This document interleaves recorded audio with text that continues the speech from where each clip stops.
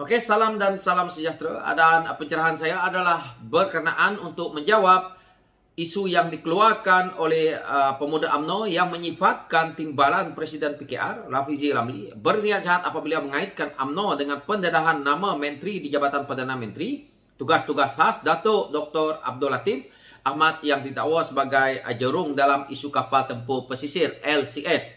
Jadi, apabila saya lihat kenyataan Rafizi yang dia katakan sebagai cuba berniat jahat ini, maka saya pergi ke Facebook Rafizi Ramli yang kemarin, yang mana saya lihat di sini.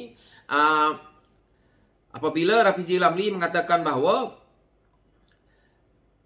beliau adalah muka surat 96 perenggan 3, 16, 13 dan 12, Rapura menyebut is the not that Abdul Latif that is spouse of Zainab, yang bermaksud siasatan diambil maklum bahawa Abdul Latif adalah suami kepada Zainab.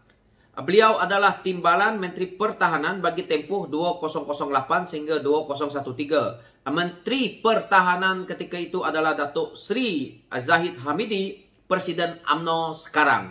Semakan saya menunjukkan bahawa skim penyelewengan dana awam dalam projek LCS ini dibuat selama bertahun-tahun dengan penuh perancangan. Saya juga boleh mengesahkan bahawa ada pelbagai bentuk kontrak pertahanan yang melibatkan Abdul Latif, dan LCS bukan satu-satu projek melibatkan syarikat berkaitan dengan beliau. Dan di sini juga apa yang dia kata berkenaan dengan itu, saya harap pendedahan saya pada hari ini menutup mulut UMNO Barisan Nasional yang cuba menyalahkan pesara-pesara tentera laut apabila skandal ini meletup. Skandal besar ini tidak boleh berlaku tanpa ada dalang dari kalangan pemimpin UMNO yang membuat keputusan-keputusan besar pada ketika itu, sedangkan pesara-pesara tentera laut hanya bersubahat melaksanakan penyelewengan.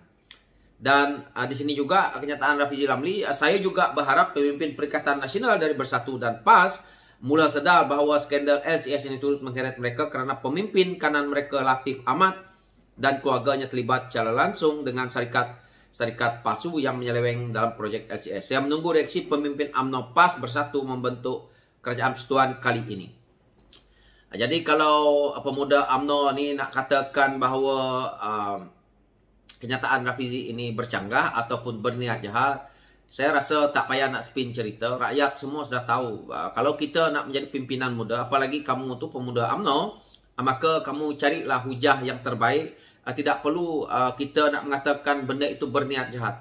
Kerana ini adalah kita nak mengkearahkan kebaikan untuk rakyat, bukan untuk kepentingan parti. Tetapi ini adalah untuk keseluruhan rakyat demi kebaikan, yang mana penyelewengan ini betul-betul berlaku. Jadi saya rasa pemuda UMNO harus ada integriti, sikap sebagai seorang pimpinan muda. Kita harus menunjukkan bahawa kita bukan kaki bodek, kita bukan kaki ampu, yang mana berharap untuk menjadi calon PRU ke-15 ini supaya Presiden nak sign watikah kamu. Itu cara politik lama lah. Jadi saya tidak nak isu itu panjang. Saya terus pergi ke apa yang saya nak buat pencerahan, kerana apa yang saya lihat ini, jawapan yang diberikan oleh pemuda UMNO ini, yang mana apabila dia katakan Rafizi berniat jahat ini, maka jelas kalau saya nak kata bodoh susah juga, kalau saya nak kata bangang pun susah juga.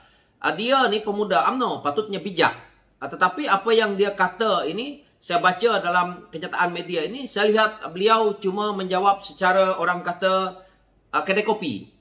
Dia bukan jawapan macam tu, pemuda UMNO. Kamu seorang doktor, jadi otak pakai sikit lah nak jawab. Jadi apa yang saya nak jawab kenyataan apabila begitu, dia perlu sedar bahawa Perdana Menteri Najib Razak, Menteri Kewangan Najib Razak, yang menjadi Menteri Pertahanan Zahid Hamidi, Presiden UMNO hari ini, Abdul Latif adalah timbalan Menteri Pertahanan ketika itu. Jadi apabila berlakunya kes ini tadi adalah di waktu zaman pemerintahan UMNO Barisan Nasional, dan Abdul Latif ini masuk ke dalam Parti Bersatu, suatu pihak pemerintah, itu adalah bukan kehendak Parti PKR. Jawapan yang dikeluarkan hari ini adalah disebabkan oleh timbalan Presiden PKR, iaitu Saudara Rafizi Ramli sebagai wakil PKR, karena beliau adalah timbalan Presiden PKR. Jadi Bersatu ini adalah parti yang berada dalam kerajaan hari ini, yang mana waktu dia berada dalam PHS itu adalah parti lain, walaupun komponen PS. Tetapi untuk nak bersekongkol dengan perkara ini, saya rasa kalau tahu di waktu zaman PS, saya rasa beliau juga akan diheret. Jadi, kenapa perkara ini dikaitkan? Kerana bukan saja Rafizi Ramli nak kaitkan isu UMNO ataupun Presiden UMNO dalam skandal LCS ini, tetapi keputusan-keputusan besar yang melibatkan keuangan negara. Kalau Abdul Latif ini kontrak ya, ini kertas kontrak nih umpamanya. Ini nak desain nih. Ini proyek 1 bilion. Oke, adakah kelulusan itu untuk dapat duit tidak melalui Menteri Pertahanan? Beliau adalah timbalan Menteri Pertahanan. Sekiranya beliau tidak melalui Menteri Pertahanan, kemana arahnya? Menteri Keuangan. Menteri Keuangan adalah Datuk Seri Najib. Apabila dia melibatkan lagi Menteri Keuangan, dia akan pergi kepada Perdana Menteri. Perdana Menteri siapa dia? Datuk Seri Najib. Jadi, Ashraf tak payahlah. Pemuda UMNO ni merapu lah kamu. Benda ni kecil je. Kalau kamu lagi nak berdebat tentang isu ini, dalam PKR tu ramai bekas-bekas tentera. Pegawai-pegawai tentera yang termasuk saya duduk dalam pembelian lah, Ashraf. Kau jangan bohong dengan kencing lah. Jadi, itu isunya. Jadi, dia nak mempenegakkan benang basah dia, nak suruh berdiri lagi. Benda dah bengkok. Jadi, tak payah. Karena benda ini berlaku penyelewengan. Sebelum ini, orang-orang UMNO menafikan bahawa kapal itu tak siap, kelambatan disebabkan PS. Yang rakyat pertanyakan bukan masalah kapal itu nak siap atau tidak. Duitnya sudah habis, kapal belum siap. Itu pertanyaan pun UMNO tak boleh jawab. Ini nak jawab lagi soalan yang macam ni, seperti orang bangang menjawabnya.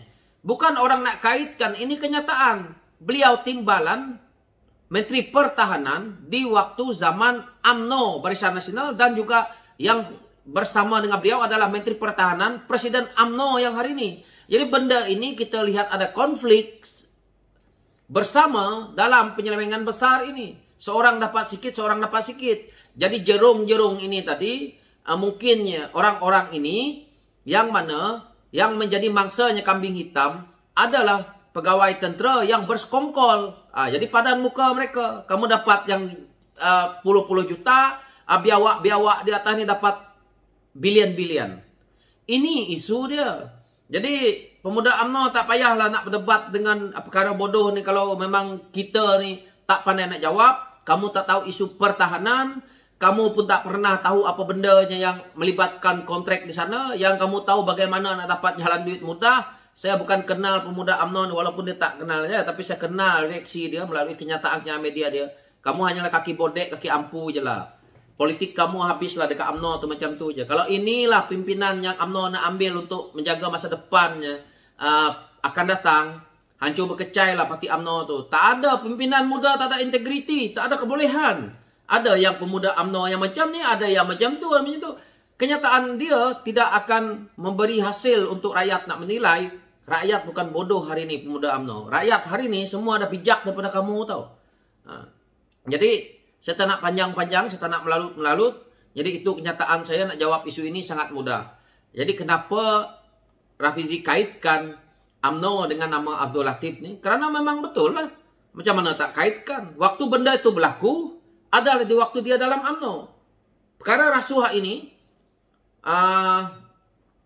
tender projek yang dokumen palsu ini untuk mereka nak claim apa semua ni tadi, adalah di waktu zaman beliau di bawah pimpinan UMNO, Barisan Nasional, yaitu Menteri Pertahanan Datuk Seri Zahid Hamidi, dan beliau adalah timbalan, serta Menteri Keuangan adalah Najib, dan juga Perdana Menteri adalah Najib. Itu saja isunya. Bukan isunya kita tak kaitkan, memang kena kaitkan. Kalau kamu tanya pimpinan kamu yang lebih tinggi, orang seperti Datuk Zahirin, dengan apa jawapan kamu, dia ketawa kamu. Dia kata kamu jadi bodoh, tahu tak pemuda UMNO. Jadi itu jawapan saya. Nah, sebelum kamu dibodohkan oleh ramai rakyat, baik kamu perbaikikan cara kamu nak menjawab soalan, nak membidas. Kerana kamu membidas dengan cara begini, kami anak muda ni yang dengar pun merepek cara kamu menjawab. Jadi jangan perbodohkan rakyat. UMNO daripada dulu cuba perbodohkan rakyat dengan spin propaganda yang seperti ini. Ini yang rakyat benci, tambah benci. So itu pencerahan saya. Sekian, terima kasih.